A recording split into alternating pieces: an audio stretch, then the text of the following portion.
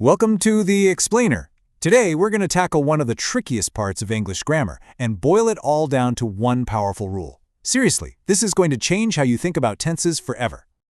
Okay, let's just dive right in. We've all been there, right? You hesitate. Should I say I work or I am working?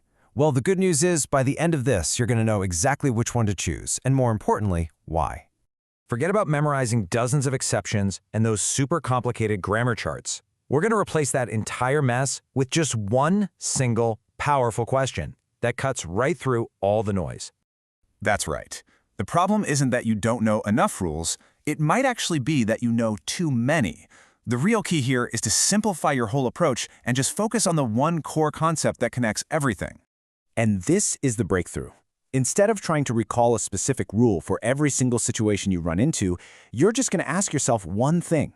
This simple question is going to guide you to the right tense almost every single time. And here it is. This is pretty much the only rule you need to remember.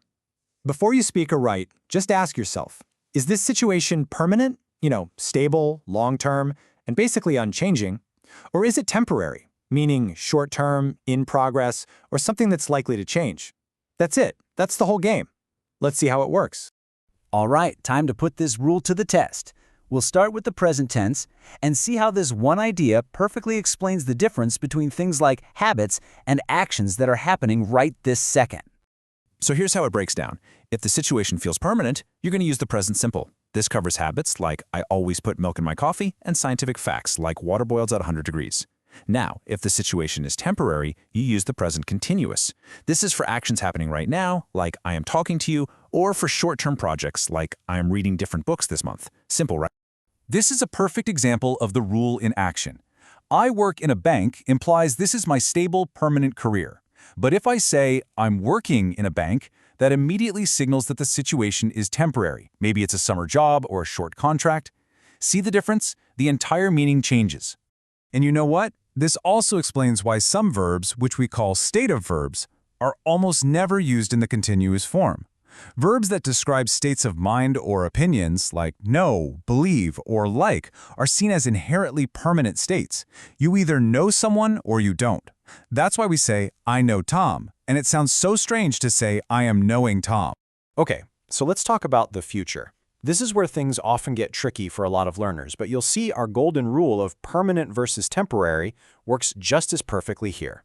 For the future, the rule works like this. If you're talking about a fixed schedule you can't change, well, that's pretty permanent, right? So you use the present simple. Think of train timetables.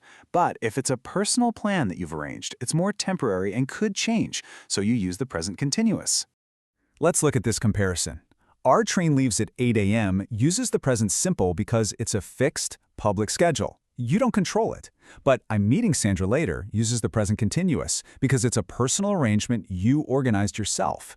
It all comes back to permanent versus temporary. Okay, now that you've got the core idea down, let's look at a couple of cool advanced ways you can kind of bend these rules to create specific effects, like complaining about someone or telling a dramatic story. So here's a great example.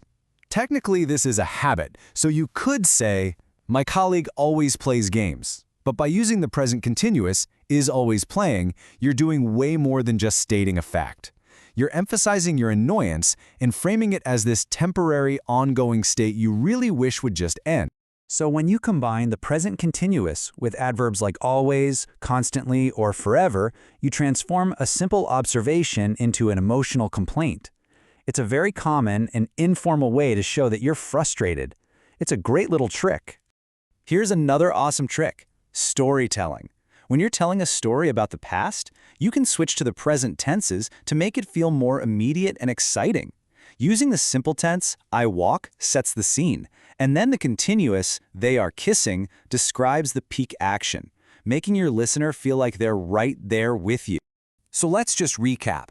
From now on, your process is incredibly simple. First, identify the action or situation. Second, ask yourself the golden question. Is this permanent or temporary? And third, choose your tense with complete confidence. It really is that easy. This really shows that mastering a language isn't always about memorizing more and more rules. A lot of the time, it's about finding that one core idea that simplifies everything. So I'll leave you with this question. What other complex grammar topics do you think could be unlocked with a single powerful idea? Let us know what you think.